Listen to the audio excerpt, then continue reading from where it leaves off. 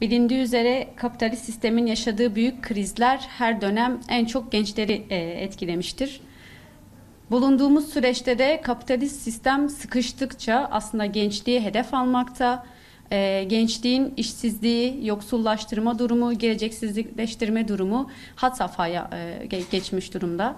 AKP-MHP iktidarının da yaşadığı tüm krizlerden en çok etkilenenler ülkede yaşayan gençler, genç kadınlar olmakta. Baktığımızda aslında tüm ekonomik krizin faturası halka, gençlere, kadınlara çıkıyor. Özellikle öğrenci gençliğe baktığımızda öğrenci gençliğin artık okuyamayacak duruma geldiğini, öğrenci gençliğin artık eğitiminden feragat etmek zorunda kaldığını görüyoruz.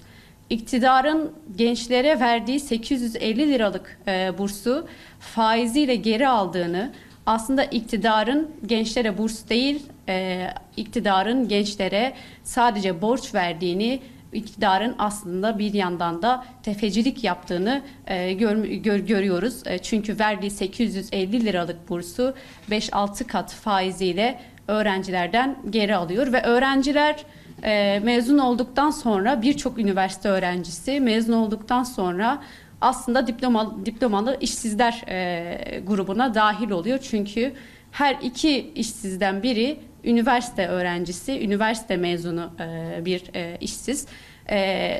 İstihdam alanı açmak yerine gençliği geleceksizliğe, umutsuzluğa kaptıran bu iktidar bütün krizlerin faturasını en çok gençlere, en çok genç kadınlara uyguluyor.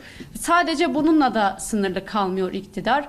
Aslında baktığımızda gençlerden iyi bir eğitim almalarını, kültür sanat faaliyetlerinde derinleşmelerini ve bununla birlikte aslında ülkeyi ileriye taşımalarını bekliyor. Ama bunun karşılığında iyi eğitim verecek olan tüm öğretim görevlilerini KYK'larla ihraç ediyor ve en ufak bir düşüncesini belirleyen ifade özgürlüğü çerçevesinde düşüncesini belirleyen demokratik eylem ve etkinliklere katılan gençleri de yine yurtlardan uzaklaştırıyor, üniversitelerden uzaklaştırıyor ve aslında bu kadar büyük bir krizde elinde bulunan tek maddi geliri olan ve iktidarın faizi de geri aldığı bursu da kesiyor iktidar. Aslında iktidar bu gençlerden itaat etmesini ve AKP-MHP iktidarının belirlediği sınırlar içerisinde yaşamasını bekliyor. Nitekim bunu yapmak için de elinden geleni yapıyor. Güvenlik soruşturmasıyla aslında AKP iktidarının gençleri ifşalama politikasıyla beraber gençler katıldıkları en ufak bir demokratik eylem etkinlik sonucunda ya yurtlarından atılıyor ya okullarından uzaklaştırılıyor ya da bursları kesiliyor. Tüm bunlara rağmen direnen bir gençlik kesimi var, direnen bir öğrenci gençliği kesimi var. Elbette ki gençlerin sorunu sadece burs sorunu değil, sadece yurtlarda yaşadıkları sorunlar değil. Evet, yurtlarda da birçok sorunla karşı karşıya kalıyor üniversiteli gençler ama gençlerin en büyük sorunu aslında ekonomik krizin faturasının kendilerine çıkarılıyor olması ve gençlerin en büyük sorunu bugün en güzel çağlarını, en güzel yaşlarını kültürle, sanatla, gezmekle geçirmeleri gerekirken umutsuzluğa kapılmaları ve bu ülkede yaşamak istememeleri, işsizlik ve yoksulluk, hatta açlık. Onlarca genç iş bulamadığı için, aç olduğu için, geçinemediği için, yoksul olduğu için intihar etti. Belki 2021 yılına gençler açısından en çok gündem olan konu gençlerin intiharıydı. Çünkü 2021 yılı ve 2022 yılının ilk aylarında da gördük ki her ne kadar sayısal veri olarak elimizde bir net bir veri olmasa da her ay onlarca gencin iş bulamadığı için, işsiz olduğu için, umutsuz olduğu için, bu ülkede yaşamak istemediği için kutuplaştırıcı ve savaş politikalarının yarattığı umutsuzluk ve kaos halinde bu ülkede yaşamak istemediği için intihar ettiğini biliyoruz ve yine her 4 gençten 3'ünün Türkiye'de yaşamak istemediğini, yurt dışına çıkmak istediğini biliyoruz. Elbette ki bu krizin, hem ekonomik krizin hem toplumsal krizin hem savaş halinin en büyük faturası gençlere çıkarılıyor dedik ve aslında AKP iktidarının gençleri istihdam alanı yaratmak için harcaması gereken bütçeyi savaşa ayırdığını, AKP-MHP iktidarının artık bir savaş iktidarı olduğunu da buradan söylemek mümkün. AKP-MHP iktidarı bir yandan gençliği açlığa, yoksulluğa ve aslında işsizliğe mahkum ederken bir yandan da savaşa mahkum etmek istiyor. Bir yandan gençler, Türkiye'li gençler açken bir yandan da Türkiye'li gençler savaşa, cepheye gönderilmek isteniliyor. Gençler, Türkiye'li gençler, Türkiye'de yaşayan gençler bu kadar krizin ve aslında umutsuzluğun olduğu bir süreçte ölmek ve öldürmek istemiyor. Gençler aslında kendilerine harcanması gereken hazineyi, kendilerine harcanması gereken bütçenin savaşa harcanmasını kabul etmiyor. Elbette ki savaş politikasının AKP-MHP iktidarının özellikle son bir yıldır aralıksız sürdürdüğü savaş politikasından en çok etkilenenler de gençler oluyor. Çünkü gençler aslında dediğimiz gibi kendilerine harcanması gereken bütçeyi savaşa harcarken görüyor bu iktidarı ve aynı zamanda gençler aslında bu ülkenin geleceği olan, bu ülkenin umudu olan, bu ülkeyi ileriye taşıyacak olan gençler savaşlarda ölüyor, öldürülüyor ya da öldürmek zorunda kalıyor.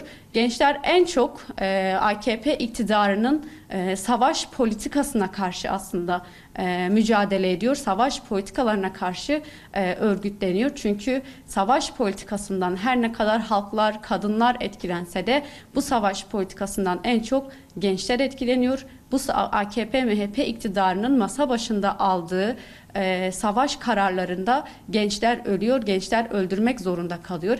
Gençler ölmek ve öldürmek istemiyor. AKP-MHP iktidarının ölüm politikasına karşı, AKP-MHP iktidarının öldürme, yok etme politikasına karşı gençler daha çok yaşamı, daha çok yaşatmayı tercih ediyor ve bunun içinde yaşamak, yaşatmak için ölüm politikasına karşı, savaş politikasına karşı yaşamak ve yaşatmak için de gençler daha çok örgütleniyor, daha çok mücadele ediyor. 2021 yılının savaş yılı olduğunu buradan söylemek mümkün.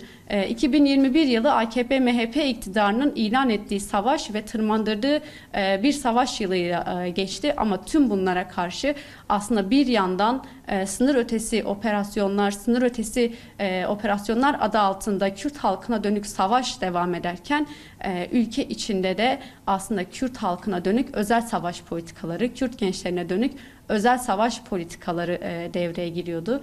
2021 yılı, 2022 yılı hatta 2015-2016 yılından bu yana yani savaş ortamının var olmasından bu yana savaş kararının, savaş politikasının devreye girmesiyle beraber aslında özel savaş politikaları da ülkemizde hız kesmeden devam etti.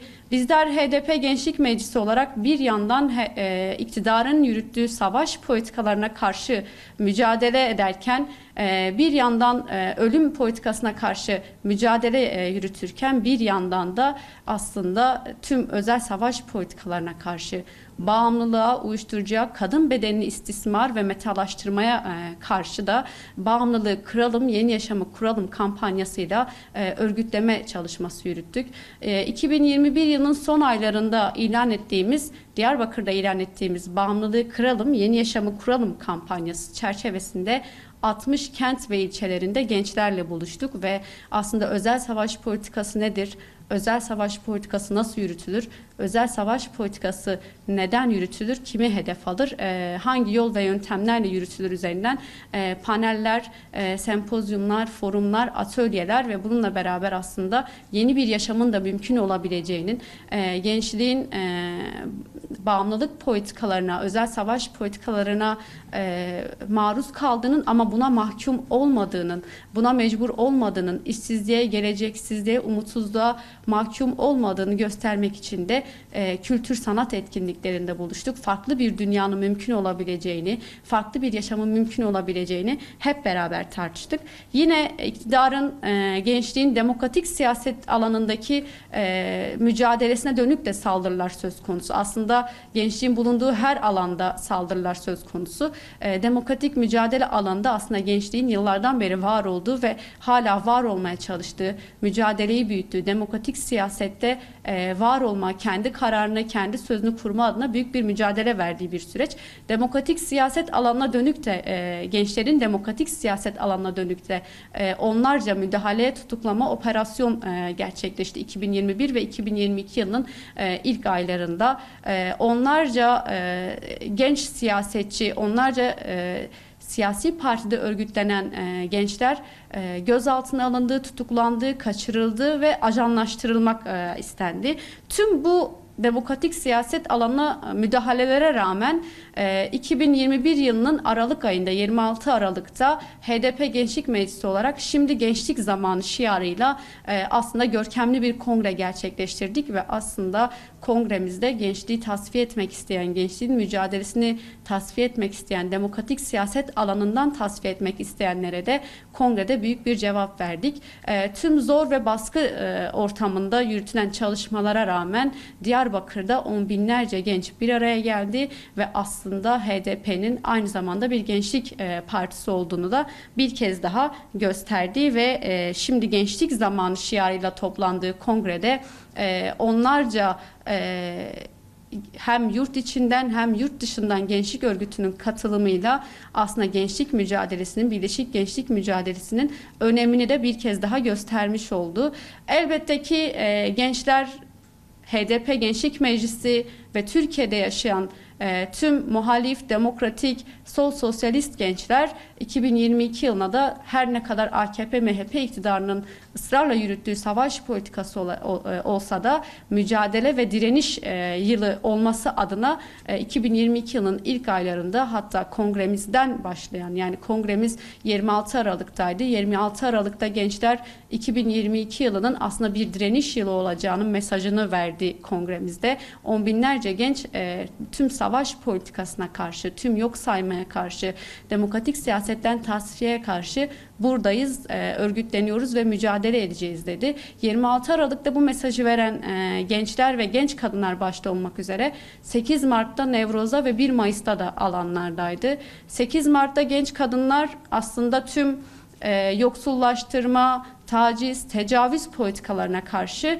alanlara çıktı ve 8 Mart alanları genç kadınların rengiyle, sesiyle, sloganıyla yankılandı. Her alanda genç kadınlar renkleriyle alanları doldurdu ve aslında İstanbul Sözleşmesi'nden vazgeçmiyoruz diye haykırdı. Sıra arkadaşımız Gülistan Doku nerede diye haykırdı. Sokak arkadaşımız, mahalle arkadaşımız İpek Er'in hesabını soracağız diye haykırdı. 8 Mart alanı genç kadınları eğitim alanından uzaklaştırmak isteyen, yoksulluktan kaynaklı okumak istemeyen, okuyamayan daha doğrusu, yani yoksulluktan kaynaklı eğitimine ara vermek zorunda kalan ve tüm bunlara karşı aslında en temel haklarını, yaşam hakkını, eğitim hakkını, ana dilde eğitim hakkını savunmak için genç kadınlar 8 Mart alanlarına çıktı ve burada bir kez daha gördük ki aslında iktidarın tüm bu politikalarına karşı en çok etkilenenlerden biri olan genç kadınlar direnişte, mücadelede ısrarcı olduğunu 8 Mart'ta bir kez daha gösterdi ve tabii ki genç kadınlar 8 Mart ruhuyla, 8 Mart'ın heyecanıyla, haklı olmanın verdiği mücadele ruhuyla, haklı olmanın verdiği kazanma duygusuyla Nevroz alanlarına da aktı ve Nevroz alanları milyonlarca gencin şahitliğine tanık oldu. Belki 2022 Nevroz'unu diğer Nevrozlardan en çok ayıran özellik 2022 Nevroz'una gençlerin damga vurmuş olmasıydı. 2022 yılının Nevroz'unun aslında gençlerin Nevroz'u olmasıydı. Çünkü 2022 yılında İstanbul'dan tutalım Van'a, Van'dan tutalım Diyarbakır'a, Diyarbakır'dan tutalım Adana'ya, Mersin'e, Ankara'ya kadar, İzmir'e kadar her Nevroz alanında gençliğin rengi, genç kadınların talepleri vardı ve milyonlarca genç, belki de tarihte eşi benzeri görülmemiş bir coşku, bir heyecan ve aslında mücadele ruhuyla Nevroz alanlarına aktı ve savaş politikasına hayır, özgürlüğümüz için, geleceğimiz için, iş ve eğitim hakkımız için örgütlenme ve mücadele taleplerini Nevroz alanlarında da haykırdı. Nevroz alanları gençler için özgürlük alanı oldu ve gençler Nevroz alanlarında özgürlük taleplerine haykırdı. Nevroz alanı bir kez daha gösterdi ki aynı zamanda gençlerin, bu ülkede yaşayan gençlerin tek umudu aslında HDP'dir ve aslında HDP'de siyaset yürütmek, HDP'de mücadelesini örgütlemek, mücadelesini örgütlü hale getirmek mesajını da bir kez daha gösterdiği ve aynı zamanda Nevroz alanlarındaki gençler AKP-MHP iktidarına da bu gidişata izin vermeyeceklerini bir kez daha haykırdı. AKP-MHP iktidarının yürüttüğü savaş politikasına karşı, AKP-MHP iktidarının yürüttüğü yoksullaştırma, gençler üzerindeki özel savaş politikalarına karşı gençler aslında bu gidişata dur diyeceklerini, AKP-MHP iktidarını kabul etmediklerini ve aslında AKP-MHP iktidarının gidici olacağının ilk mesajını, ilk sözünde Nevroz alanlarında kurdu. Elbette ki 8 Mart'ta ve Nevroz'da büyük bir coşkuyla alanlarda olan taleplerini haykıran gençler 1 Mayıs alanlarını da aynı coşku, aynı heyecanla doldurdu. 8 Mart'tan Nevroz'a, Nevroz'dan 1 Mayıs'a aktı gençler ve 1 Mayıs'ta da aslında geleceksizleştirmeye, işsizliğe, emek sömürüsüne karşı 1 Mayıs alanlarına aktı ve aslında en temel hakkı olan eğitim hakkı için, iş hakkı için, yaşam hakkı için, yaşama hakkı için taleplerini haykırdı. Onlarca işsiz, onlarca atanamayan, onlarca iş bulamayan ve aslında KYK'larla ihraç edilen onlarca genç 1 Mayıs'ta iş hakkını, emek hakkını haykırdı ve 1 Mayıs'ta da bir kez daha AKP-MHP iktidarının gidici olacağını, gençlerin bu iktidara izin vermeyeceğini belirtmiş oldu. Elbette hem HDP Gençlik Meclisimizin kongresi, hem 8 Mart, hem Nevroz, hem 1 Mayıs bize bunu bir kez daha gösterdi ki AKP-MHP iktidarı gidicidir. AKP-MHP iktidarı yürüttüğü bu politikalarla iktidarda kalamaz. Ama AKP-MHP iktidarı her sıkıştığında, her gideceğini anladığında aslında kendi bekası için yürüttüğü savaş politikasına daha fazla saldırıyor ve hem içte hem dışta savaş politikasını yürütüyor.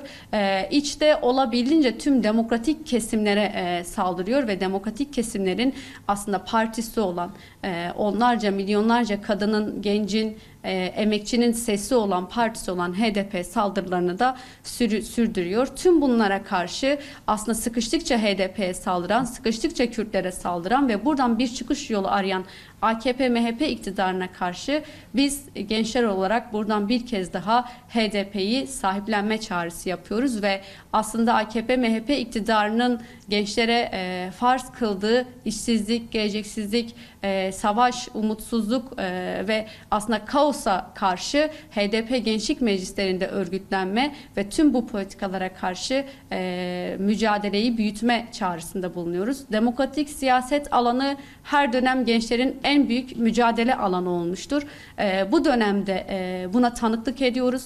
Gençlerin demokratik siyaset alanında mücadelesini büyüttüğünü görüyoruz. Demokratik siyaset zemininde taleplerini yükselttiğini görüyoruz.